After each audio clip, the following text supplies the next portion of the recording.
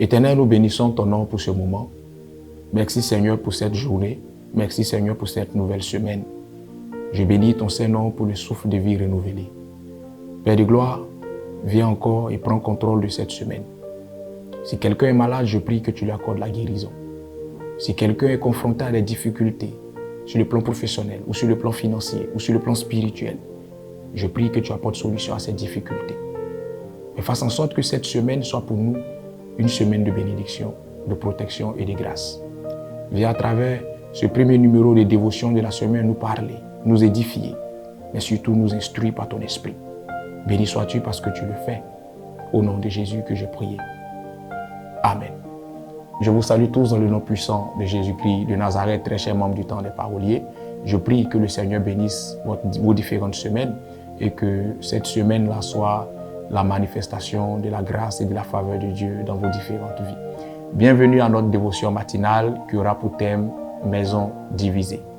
Marc, le chapitre 3, versets 20 à 21. Lorsque vous lisez ce passage, vous comprenez que une maison divisée ne peut subsister telle que la Bible le déclare. Vous savez, la première réussite d'un homme, c'est de fonder une famille. Parce que quand la Bible parle de maison, la Bible fait allusion à la famille. Quand vous lisez même la Bible, on parle de la maison de David, de la maison de Jacob. Ça fait allusion à la famille de David et à la famille de Jacob.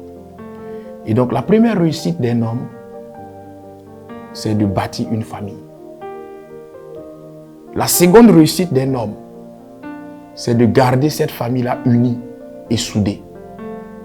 Et la troisième réussite d'un homme, c'est de voir cette famille-là réussir. Vous savez, une famille qui est divisée n'a pas besoin que le diable déploie les grands moyens pour la détruire. Souvent même, le diable n'a rien à faire. Cette famille elle-même va s'auto-détruire. La division dans une famille peut arriver pour diverses raisons. Mais il y a des familles où ce sont les parents eux-mêmes qui sont à la base des divisions.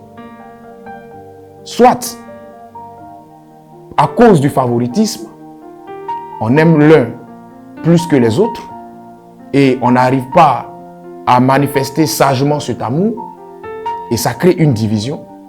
Soit parce que on a eu un enfant avec la femme et on a épousé une autre femme. Donc cette femme-là se voit dans l'obligation de monter son enfant ou de monter ses enfants contre les enfants des autres. Et souvent même c'est le père qui se voit dans l'obligation de monter les enfants entre eux-mêmes. Comme on le dit communément, diviser pour mieux régner. Mais c'est un mauvais calcul. Parce que ce que vous êtes en train de s'aimer aujourd'hui peut vous positionner et vous aider à mieux régner dans la famille. Mais c'est un poison qui va détruire cette famille-là tôt ou tard. Et surtout ce poison-là détruira cette famille quand vous ne serez plus. À quoi ça sert de bâtir une famille qui s'auto-détruira après votre départ? On ne bâtit pas une famille parce qu'on le veut. On bâtit une famille parce qu'on est sage. Beaucoup ont bâti des familles parce qu'ils le voulaient. Ils n'ont pas eu la sagesse qu'il fallait. Ils ont été eux-mêmes les agents de division de cette famille. Qu'on ne vous ait pas épousé, que vous soyez parents au sein même de cette famille, quelle que soit votre posture, veillez à ne jamais être la porte subtile par laquelle la division rentre dans la famille. Veillez toujours à avoir un langage d'unité, que les enfants soient de mères différentes, que les enfants soient de pères différents. Veillez toujours en tant que parents à avoir un langage d'unité. Emmenez les enfants à toujours parler le même langage, à toujours regarder dans la même direction. C'est ce qui permettra à cette famille de subsister après votre départ. Je prie que le Seigneur vous donne cette sagesse et que le Seigneur vous aide à recoller les morceaux.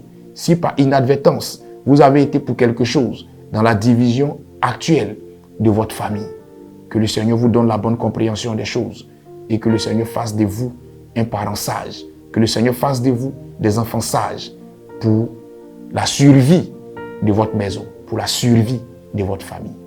Que Dieu bénisse votre journée et que sa grâce soit sur vous. Dieu est bon en tout temps. Shalom chez vous.